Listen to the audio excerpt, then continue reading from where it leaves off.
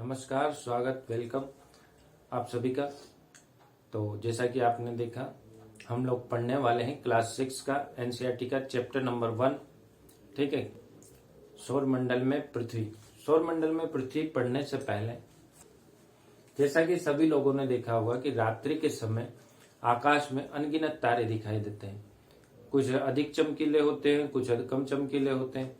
जैसे कि देखिए, चंद्रमा कितना आकार में बड़ा होता है, उसी प्रकार से दिन में सूर्य जो कि इतना चमकीला होता है, लेकिन दिन में जो तारे हैं वो कहाँ चले जाते हैं। देखिए, तारे वहीं रहते हैं, लेकिन जब सूर्य की रोशनी होती है तो उस सूर्य की रोशनी में तारे नजर नहीं आते। इसके लिए एनसीईआरटी बुक में एक प्रैक्टिकल भी किया हुआ है। ठीक है, वो प्रैक्टिकल आप घर पे कर सकते हैं। उस प्रैक्टिकल में बताया गया है किस प्रकार से जब लाइट की रोशनी जलाई जाती है तो तारे गायब हो जाते हैं, और किस प्रकार से जब अंधेरा होता है तो तारे हमें नजर आने लगते हैं। तो ठीक है, तारे अपने स्थान पर है, तारे कहीं नहीं गए, जबकि वो सूर्य की रोशनी में, क्योंकि उनका प्रकाश भी सफेद है। जिस प्रकार से आप दिन के उजाले में यदि टॉर्च की रोशनी को सूर्य की तरफ जलाएंगे तो आपको कोई रोशनी दिखाई देगी? नहीं दिखाई देगी। उसी प्रकार से तारे की जो रोशनी है वो सूर्य की रोशनी के सामने बहुत ही कम है, इसलिए वो दिखाई नहीं देते हैं। ठीक है, इसी प्रकार, लेकिन वो कहीं नहीं गए, वो हमारे आकाश में है। ठीक है, वो अंतरिक्ष में उसी प्रकार है जहाँ थे।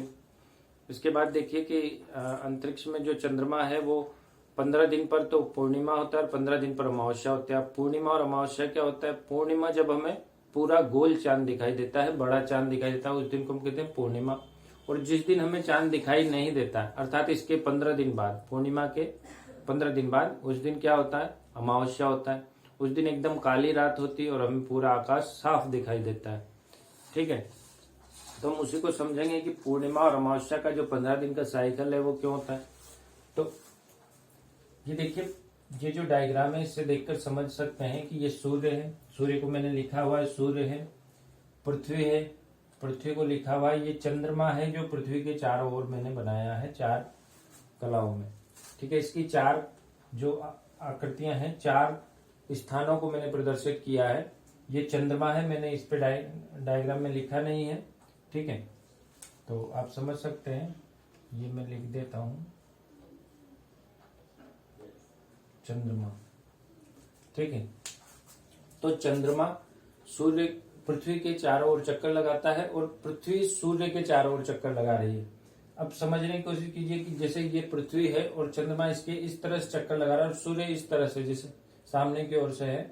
तो जब पृथ्वी के सामने चंद्रमा है और सूर्य की जब किरणें चंद्रमा के पिछले भाग पर गिर रही हैं, जब हम पृथ्वी से उसके इस तरफ के भाग को देखेंगे तो हमें छाया दिखाई देगी, अर्थात वो ब्लैक नजर आएगा पूरा। उस दिन अमावस्या होगी, क्योंकि आप किसी भी ऑब्जेक्ट पर यदि पीछे से लाइट दिखाएंगे एक तरफ से तो दूसरी तरफ छाया उसकी बनती है। ठीक है, तो सूर्य की जो रोशनी है उसकी छाया चंद्रमा के इस तरफ हो रही है, तो वो पृथ्वी से हमें देखने पर पूरा ब्लैक नजर आएगा। इसके बाद यहाँ से जो चंद्रमा की आकृति है वो बढ़ते हुए आगे बढ़ती है। तो बढ़ते हुए इसलिए हम इसे न्यू मून बोलते हैं, क्योंकि ये बढ़ते हुए क्रम में आगे बढ़ती है। और 7वें और 8वें दिन हमें आधा चंद्रमा दिखाई देता है। फिर 15वें दिन जाकर, ठीक है, ये 15वें दिन हमें पूर्ण चंद्रमा, जिसे हम पूर्णिमा की रात बोलते हैं या फुल मून बोलते हैं इंग्लिश में।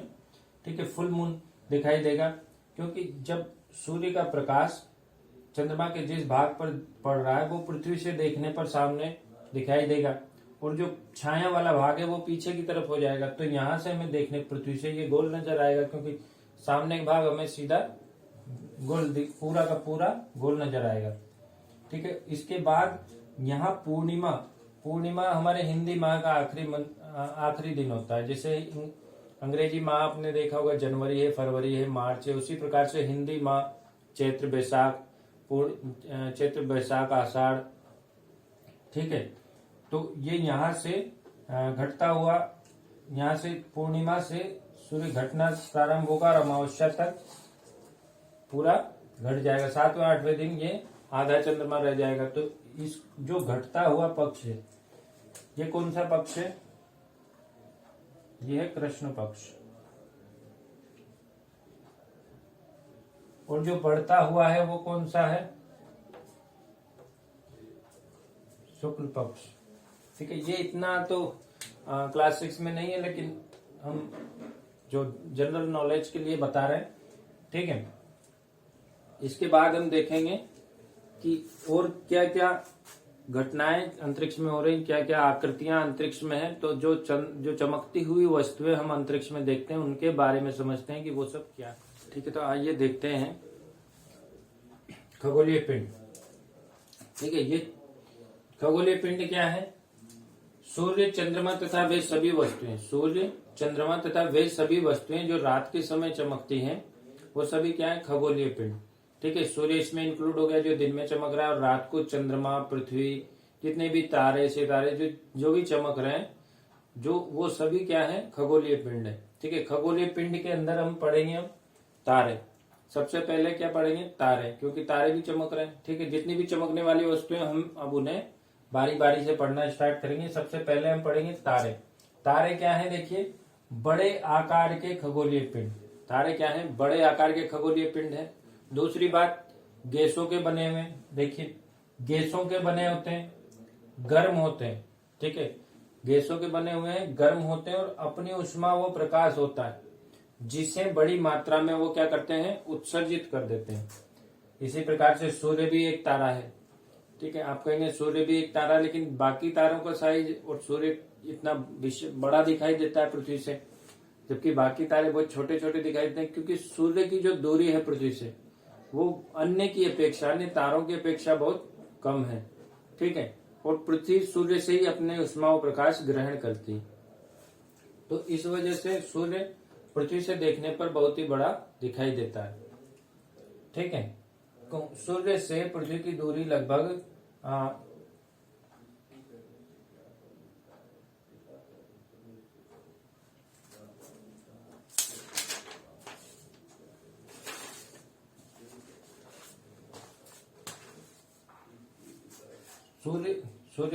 सूर्य से पृथ्वी की दूरी लगभग 15 करोड़ किलोमीटर है, जो कि बहुत ही दूर है, लेकिन फिर भी अन्य तारों की अपेक्षा कम है। नक्षत्र मंडल, अब नक्षत्र मंडल तारों से ही संबंधित है। देखिए, इसीलिए मैंने उसको तारों के साथ ही लिखा है। नक्षत्र मंडल क्या है? नक्षत्र मंडल वो होता है तारों के विभिन्न समूहों द्वारा, तारों के विभिन्न समूहों द्वारा बनाई गई विविध आकृतियों को क्या बोलते हैं? नक्षत्र मंडल। ठीक है, जो इसमें विभिन्न समूहों द्वारा बनाई गई विविध आकृतियां क्या है? आकृतियां हैं। इसे क्या, इसके एग्जाम्पल क्या है? अर्सा मेजर या बिग बियर, उसे बोलते हैं बिग बियर। ठीक है, अर्सा मेजर या बिग बियर, इसी प्रकार की। तो ये अर्सा मेजर और बिग बियर के ही भाग होते हैं सप्तऋषि मंडल।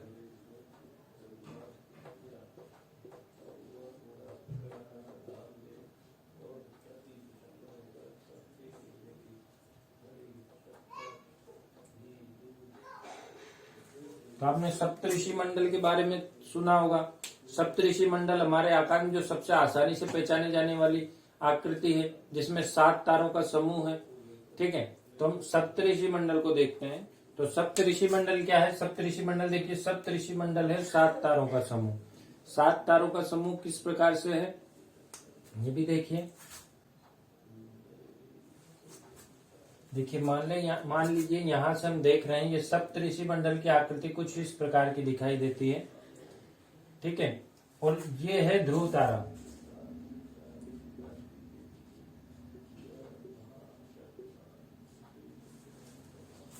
प्राचीन काल में जो यात्री होते थे वो दिशा का ज्ञान ध्रुव तारे की सहायता से प्राप्त करते थे, या इसे उत्तर का तारा भी बोलते हैं, क्योंकि ये उत्तर दिशा में हमेशा दिखाई देता है और एक ही स्थान पर स्थिर रहता है।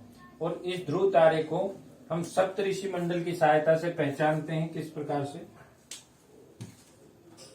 हम इस ध्रुव तारे को सप्तऋषि मंडल की सहायता से पहचानते हैं। जब इसे यहां से देखा जाता है, सप्तऋषि मंडल के 2 तारों को एक लाइन में लेकर, तो हमें इस प्रकार से उत्तर दिशा में ध्रुव तारा नजर आता है।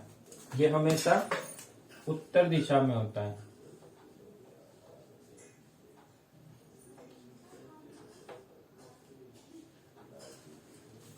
ठीक है, और सप्तऋषि मंडल 24 घंटे में ध्रुव तारे का परिक्रमा करते हैं। ठीक है, तो ये हो गया अपने सप्तऋषि मंडल। ठीक है, ये हो गया सप्तऋषि मंडल। अब देखते हैं खगोलीय पिंडों में जो अगले खगोलीय पिंड है, तारे हमने देख लिए, तारों के बाद देखते हैं हम ग्रह। ठीक है, किस प्रकार खगोलीय पिंड है? ग्रह हैं जिनमें अपनी ऊष्मा व प्रकाश नहीं है। ग्रह कैसे हैं? जिनमें अपनी ऊष्मा व प्रकाश नहीं है, तारों के प्रकाश से ही प्रकाशित है। ठीक है, किसके प्रकाश से प्रकाशित है? तारों के प्रकाश से। जो ये ग्रह शब्द है, इसको इंग्लिश में बोलते हैं प्लेनेट। ग्रह प्लेनेट से लिया गया। प्लेनेट को जो ग्रीक भाषा का प्लेनेटाइज शब्द से, प्लेनेट जो कहां से आया? ग्रीक भाषा के प्लेनेटाइज से। तो ये जो ग्रीक भाषा का प्लेनेटाइज शब्द है, इसका अर्थ होता है परिभ्रमक। परिभ्रमक अर्थात चारों ओर घूमने वाला। परिभ्रमक का क्या अर्थ है? चारों ओर घूमने वाला। अर्थात ये तारों के चारों ओर घूमने वाला पिंड है, जिसे हम क्या बोल रहे हैं? ग्रह बोल रहे हैं। ठीक है, पृथ्वी भी एक ग्रह है। पृथ्वी भी क्या है? एक ग्रह है। और पृथ्वी ग्रह है, ये भी चमकीला है, क्योंकि जिस प्रकार सभी खगोलीय पिंड चमकीले हैं, ये भी चमकीला है। आप कहीं पृथ्वी चमकती नहीं, लेकिन ये चंद्रमा से जब इसकी तस्वीर ली गई थी, चमकती हुई नजर आती है चंद्रमा से देखने पर। ठीक है, अब हमने दो प्रकार के खगोलीय पिंड पढ़ लिए हैं, तारे पढ़ लिए हैं, ग्रह पढ़ लिए हैं। अब हम पढ़ने जा रहे हैं उपग्रह। तो देखिए, आइए देखते हैं उपग्रह। ठीक है, तो उपग्रह, उपग्रह क्या है? चंद्रमा जिस प्रकार से पृथ्वी का एक उपग्रह है। ठीक है, पृथ्वी का एक ग्रह चंद्रमा, जो कि क्या है? ग्रहों के सहचर हैं। ये ग्रहों के सहचर हैं, ग्रहों के साथ होते हैं, ग्रहों के ही चक्कर ये लगाते हैं। और सूर्य के प्रकाश से, जिस प्रकार पृथ्वी हमारे ग्रह और चंद्रमा उपग्रह दोनों ही सूर्य के प्रकाश से प्रकाशित होते हैं। ठीक है, ग्रहों के चक्कर लगाते हैं, जैसे कि चंद्रमा पृथ्वी के चक्कर लगा रहा है। अन्य ग्रहों के भी उपग्रह, ऐसा नहीं कि सभी ग्रहों के ही उपग्रह होते हैं, और ऐसा भी नहीं कि किसी ग्रह का एक ही उपग्रह होगा। ठीक है, कितने भी उपग्रह हो सकते हैं। जैसे बुध और शुक्र का कोई भी उपग्रह नहीं है। ठीक है, क्रॉस लगाया हुआ है 0, या यहाँ लिख सकता हूं मैं 0। ठीक है, उसके बाद देखिए पृथ्वी का एक उपग्रह है, मंगल के 2 उपग्रह हैं, बृहस्पति और शनि के 53 उपग्रह हैं लगभग। ये लगभग में मैं बता रहा हूं। उसके बाद यूरेनस और नेपच्यून, यूरेनस के 27 और नेपच्यून के 13 उपग्रह हैं। ठीक है, उपग्रहों के बाद हम देखते हैं सौरमंडल। सौरमंडल के बारे में पढ़ेंगे, तो आइए देखते हैं सौरमंडल। सौरमंडल को जानने से पहले हम जान लेते हैं हमने क्या पढ़ा। हमने पढ़े खगोलीय पिंड। खगोलीय पिंड में हमने पढ़े हैं तारे। ठीक है, तारे के बाद पढ़े हमने ग्रह, ग्रह के बाद पढ़े हैं उपग्रह। ठीक है, हमने ये 3 चीजें अभी पढ़ी हैं। उसके बाद हमें 2 प्रकार के खगोलीय पिंड और पढ़ने हैं, जो कि हैं क्षुद्र ग्रह और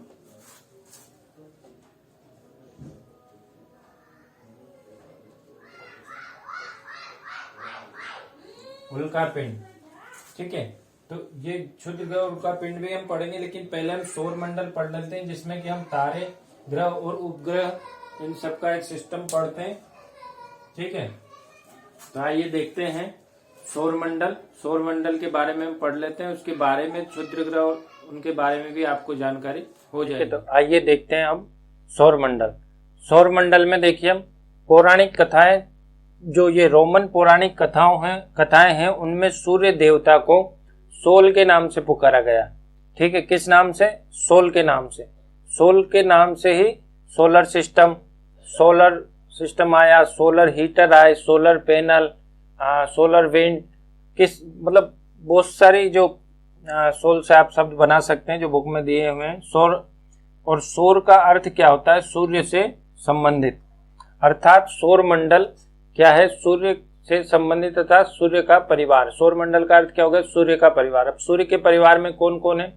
सूर्य के परिवार में जिस प्रकार से हमारे परिवार में माता, बहनें, भाई या अन्य संबंधित जो हमसे हैं वो सगे संबंधी होते हैं, उसी प्रकार से सूर्य के परिवार में सूर्य जो है वो मुखिया है। सूर्य मुखिया है। 8 ग्रह हैं, 8 ग्रह हैं, उनके उपग्रह हैं। उपग्रहों के बारे में मैंने बताया था कि पृथ्वी का एक उपग्रह है, मंगल का एक उपग्रह है, शुक्र और बुध का कोई उपग्रह नहीं है। ठीक है, बृहस्पति का और शनि के 53 उपग्रह हैं। ठीक है, इस प्रकार से हमने देखा था कि कितने उपग्रह सौर परिवार में है। ठीक है, उसके बाद देखिए अन्य खगोलीय पिंड। अन्य खगोलीय पिंड में कौन से पिंड आ गए? अन्य खगोलीय पिंड में क्षुद्र ग्रह और उल्का पिंड आ गए, जो कि हमें 2 खगोलीय पिंड अभी पढ़ने हैं। ठीक है, इनके बारे में भी अभी आपको जानकारी हो जाएगी।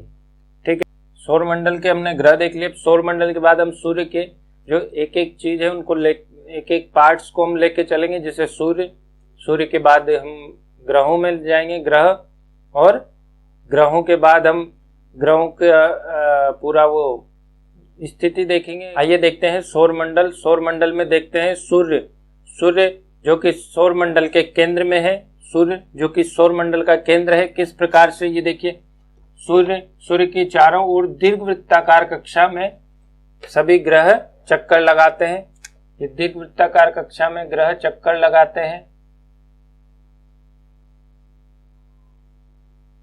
ठीक है, जो ये दीर्घवृत्ताकार पथ है इसी को हम क्या बोलते हैं? कक्षा। ये क्या है? कक्षा।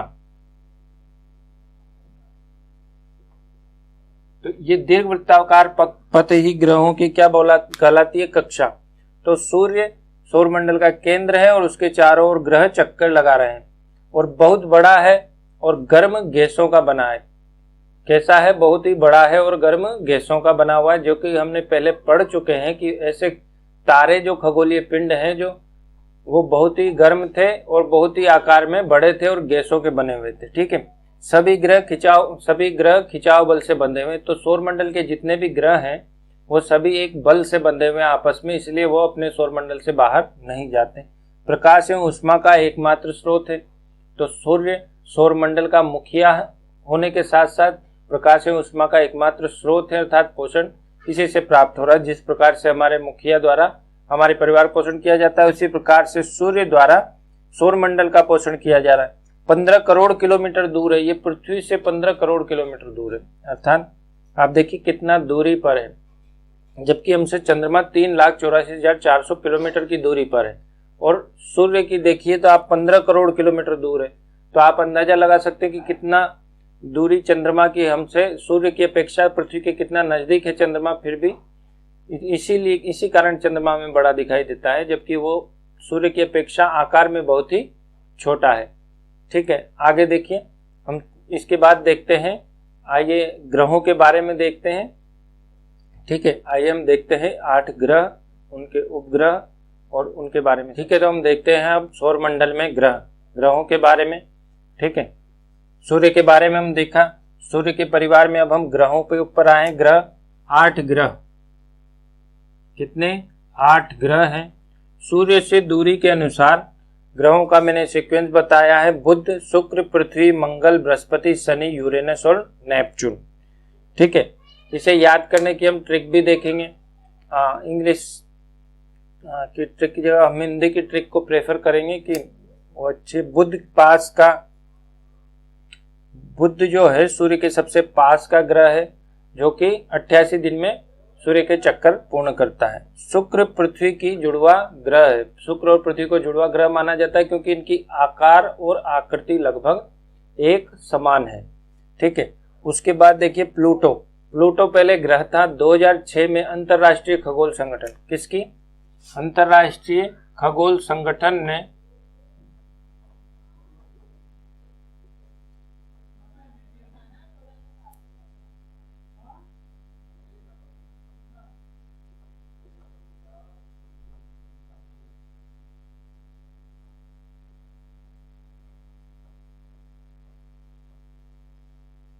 अंतरराष्ट्रीय खगोल संगठन ने 2006 में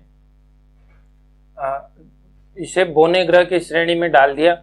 उसने जो भी हाल ही में खोजे गए जो भी ग्रह थे, जिन्हें ग्रह की बोला गया था, उन सभी को बोने ग्रहों की श्रेणी में डाल दिया। जैसे सीरस था, यूरेनियम, यूबी 2003 यूबी 313 था। इन सबको बोने ग्रह की श्रेणी में डाल दिया गया था। ठीक है, तो अभी वर्तमान में 8 ही ग्रह हैं जो कि सौरमंडल में उपस्थित हैं। ठीक है, इन 8 ग्रहों के बाद हम देखते हैं कि इसका जो चित्र है उसे देखेंगे। उससे पहले हम जान लेते हैं खगोल शास्त्री। खगोल शास्त्री किसे कहते हैं, ठीक है। तो आइए देखते हैं खगोल शास्त्री कौन है। खगोल शास्त्री वो हैं खगोलीय पिंडों में उनकी गति का अध्ययन करने वाले। कौन कहलाते हैं, खगोल शास्त्री। तो खगोलीय पिंडों का अध्ययन करने वाले खगोल शास्त्री। इसी प्रकार से हमारे जो प्राचीन भारत में आर्यभट्ट हुए, जो प्राचीन जो गणितज्ञ भी थे और खगोल शास्त्री थे, जिन्होंने बताया कि सूर्य और ग्रह पृथ्वी और जो भी ग्रह और उपग्रह, पृथ्वी और चंद्रमा सूर्य के परावर्तित प्रकाश से ही प्रकाशमान होते हैं, ठीक है। तो आर्यभट्ट ने क्या बताया कि हमारी पृथ्वी और चंद्रमा सूर्य के परावर्तित प्रकाश से ही प्रकाशित होते हैं, ठीक है। इसके बाद हम आइए देखते हैं सौरमंडल का एक ग्रहों का सूर्य के सापेक्ष जो चित्र है। एक इस डायग्राम को देख लेते हैं, ठीक है। तो आइए देखते हैं, ये फिगर देखिए। इसमें हमने देखिए इस कोने पर सूर्य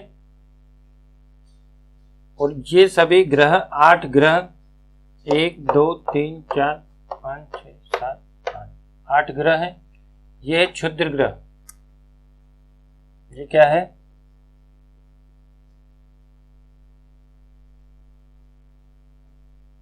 क्षुद्र ग्रह, जो एक पट्टी के रूप में असंख्य पिंड हैं जो कि सूर्य के चक्कर लगा रहे हैं। ये सभी जो इनकी कक्षा है जो मैंने ये बनाई है, और ये ग्रह हैं पिंड के रूप में जो कि सूर्य के चारों ओर चक्कर लगा रहे हैं।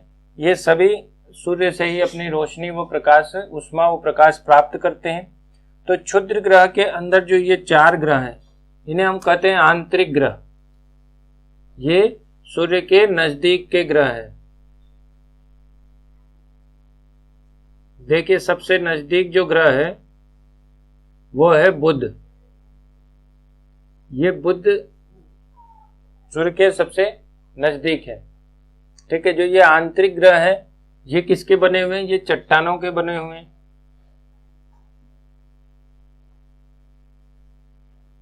चट्टानों के बने हुए हैं। उसके बाद देखते हैं ये हैं बाह्य ग्रह। ये जो 4 ग्रह हैं ये सूर्य से बहुत अधिक दूरी पर हैं।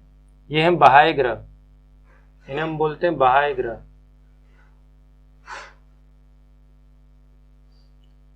और बाह्य ग्रह गैसों या तरल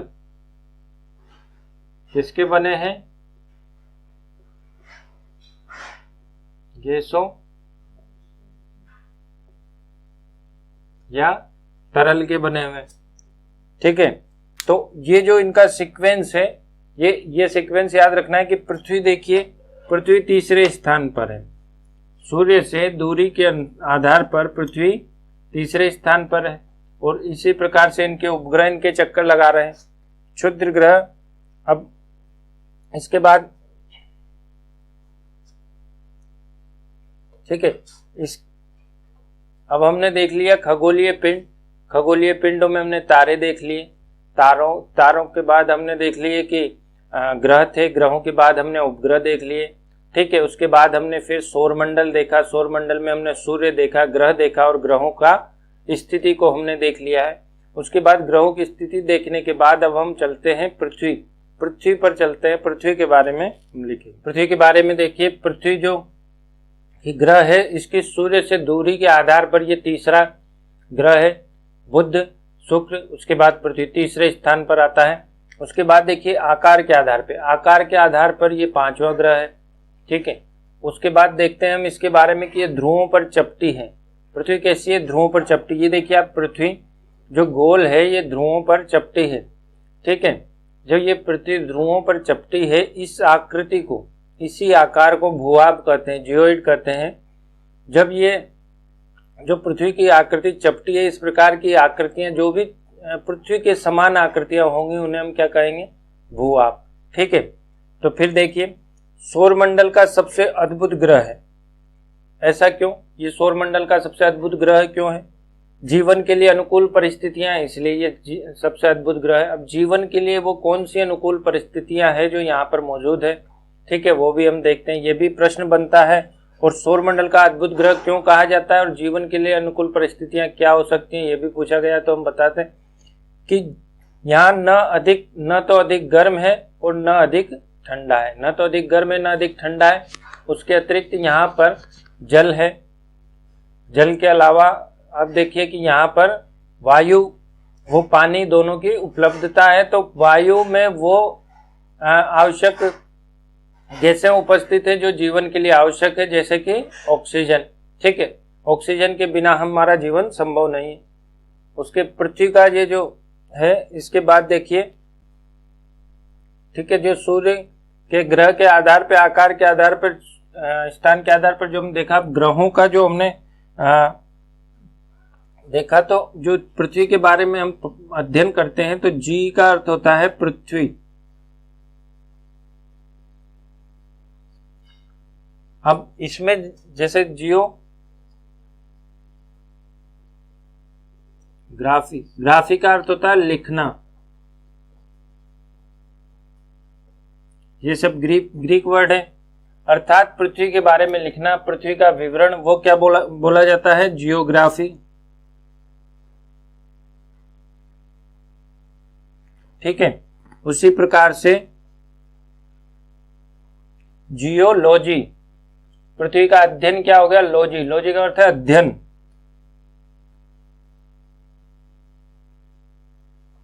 जियोलॉजी, पृथ्वी का अध्ययन।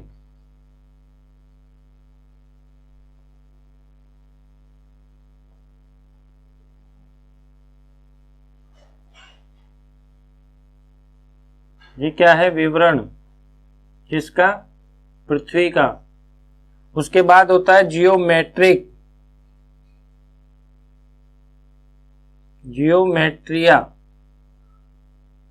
ये क्या है? पृथ्वी का मापन। किसका? पृथ्वी का मापन। उसके बाद होते हैं जियोइड्स, जो हमने पढ़े, पृथ्वी के समान आकार वाले। ठीक है, वो सब जियोइड है, वो हम पढ़ चुके हैं।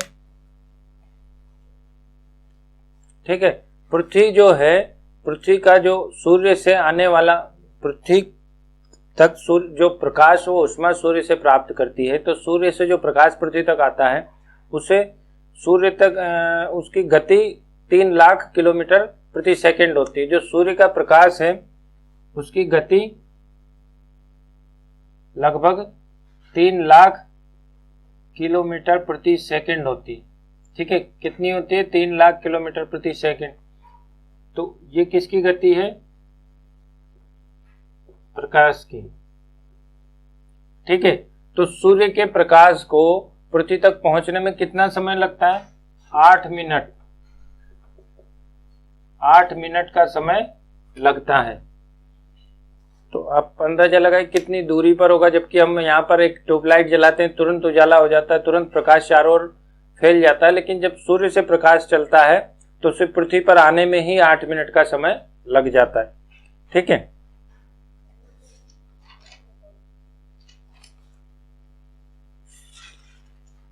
ठीक है, आइए इसके बाद हम देखते हैं चंद्रमा।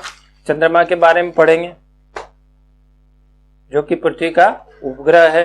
ठीक है, आइए देखते हैं चंद्रमा के बारे में। चंद्रमा क्या है? पृथ्वी का उपग्रह है। व्यास इसका पृथ्वी का 1/4 है। पृथ्वी का चक्कर या अपने अक्ष पर चक्कर यह 27 दिन में पूर्ण करता है। यह अपने अक्ष पर या पृथ्वी के चक्कर जो 27 दिन में पूर्ण करता है, इसी कारण पृथ्वी से हमें देखने पर इसका एक ही भाग दिखाई देता है। तो यह हमेशा हमें स्थिर दिखाई देता है।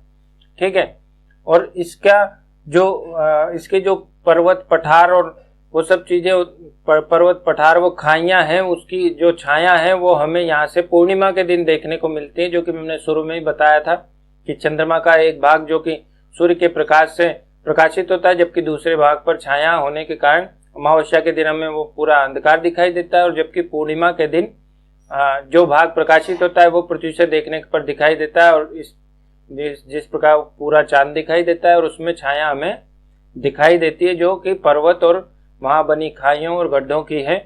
ठीक है, ये जो चंद्रमा है, ये जीवन जीने के लिए अनुकूल वातावरण यहाँ पर नहीं पाया जाता है। उसके बाद देखिए, ये तो एक प्राकृतिक उपग्रह है। इसी प्रकार से जो पृथ्वी में अंतरिक्ष का अध्ययन करने के लिए वो हमारे संचार माध्यम के लिए अनुसंधान व संचार के लिए कृत्रिम उपग्रह भी छोड़े गए हैं।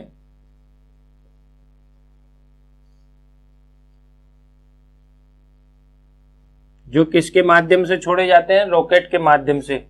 कृत्रिम उपग्रह क्यों छोड़े जाते हैं? संचार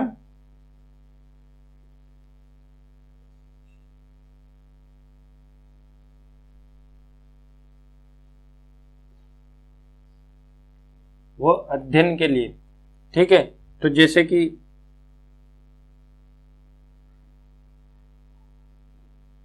इनसेट,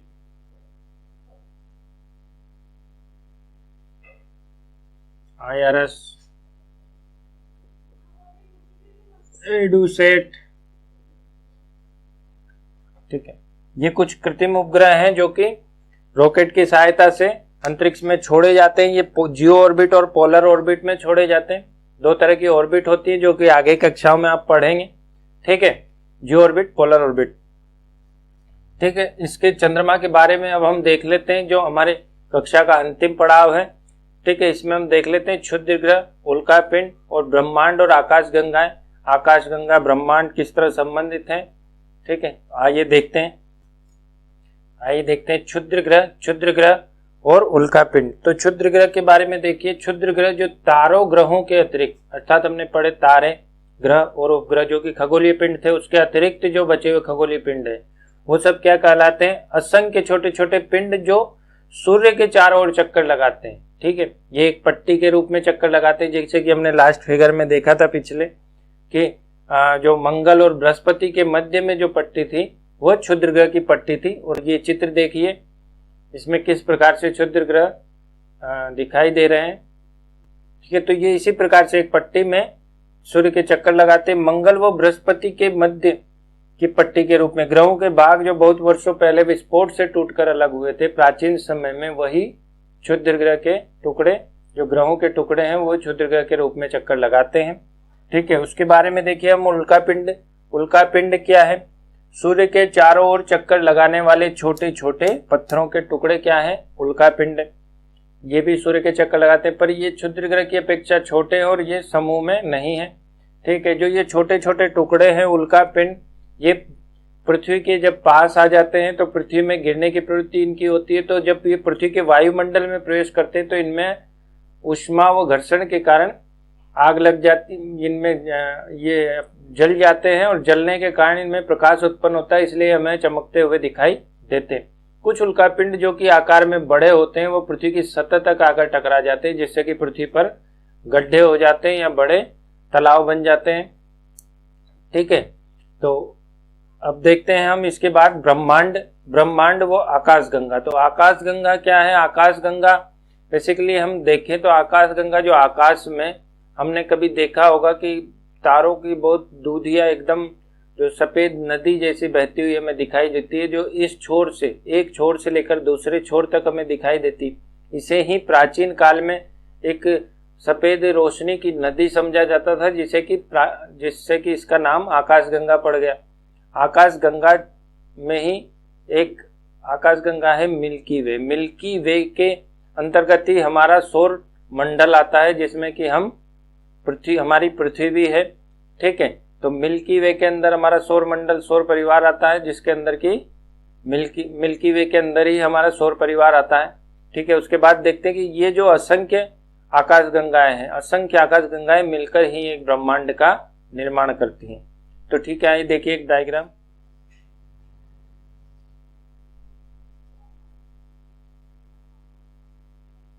ये देखिए हमारी पृथ्वी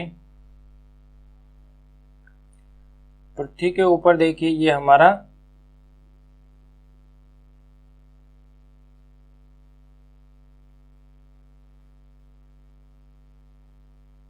सौर मंडल के ऊपर देखिए ये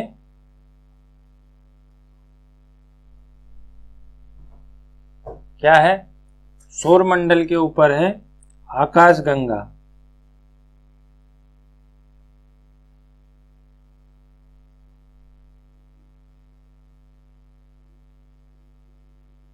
और आकाशगंगा के ऊपर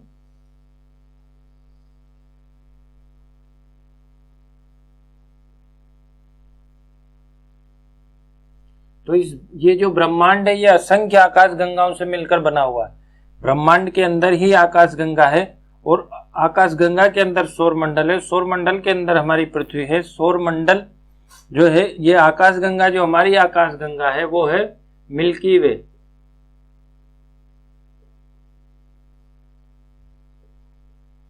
आकाश गंगा को हम क्या कह सकते हैं? ये क्या है?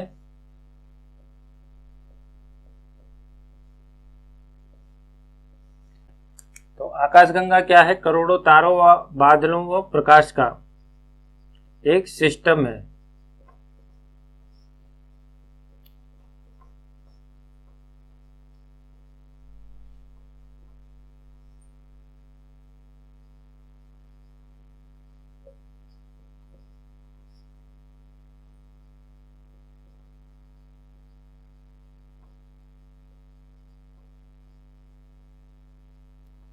ठीक है, तो हमने इस प्रकार से पूरा जो आपका ये अध्याय पढ़ा है। तो इस अध्याय में हमने क्या पढ़ा? खगोलीय पिंड,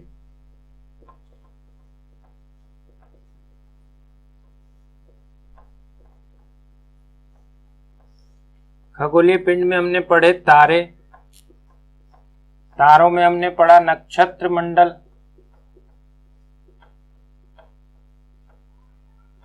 जिसमें कौन थे? अर्सा मेजर वो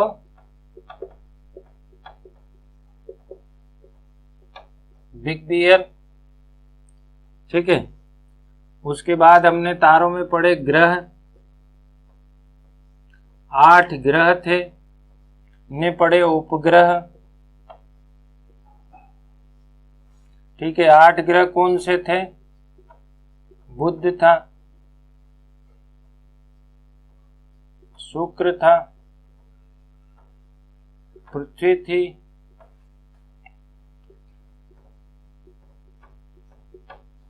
मंगल था,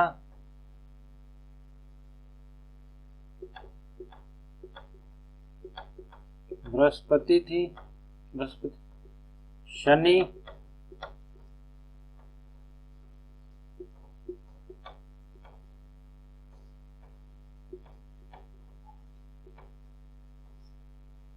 ठीक है, ये 8 ग्रह।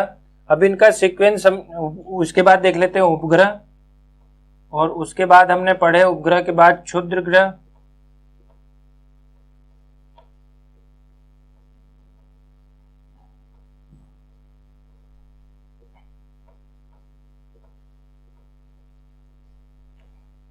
ठीक है।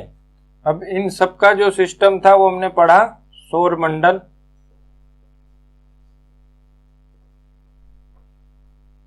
जो क्या था? हमारा सौर मंडल था। ठीक है, और सौर मंडल के ऊपर कौन थे? आकाश गंगा,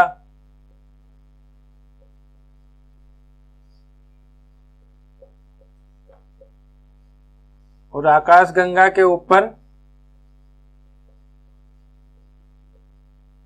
ब्रह्मांड। ठीक है, ठीक है। तो आइए ग्रहों का सीक्वेंस याद करने के लिए ये ट्रिक आपके लिए बहुत ही कामगार होगी।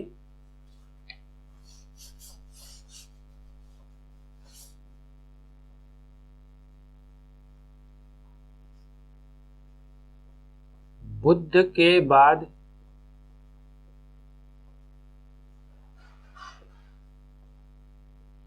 शुक्र आएगा,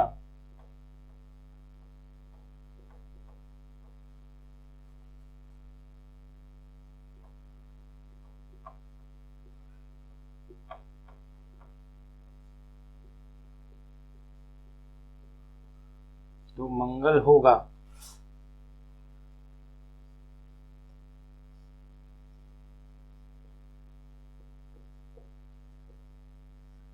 गुरु के होने से शनि का विनाश। आप जानते गुरु के होने से शनि का विनाश नेचुरल है। क्या है? नेचुरल है। तो ये देखिए,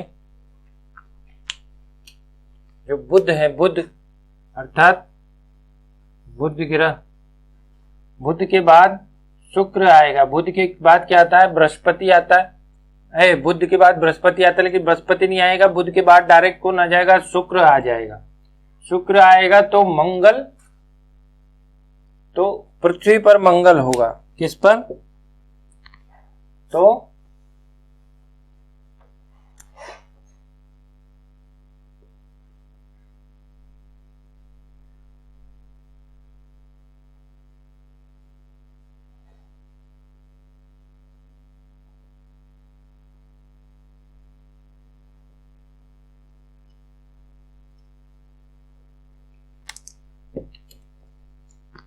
तो पृथ्वी पर क्या होगा, मंगल होगा, तीसरे पे आ जाएगा और मंगल चौथे पर। उसके बाद आएगा क्षुद्र ग्रह, क्षुद्र ग्रह के बाद देखिए आप गुरु, गुरु को हम कह सकते हैं क्या, बृहस्पति।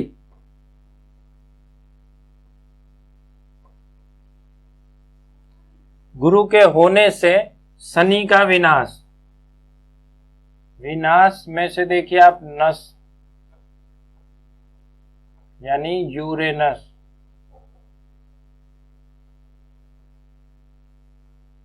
नेचुरल है अर्थात नेपच्यून। ठीक है, तो यहां पर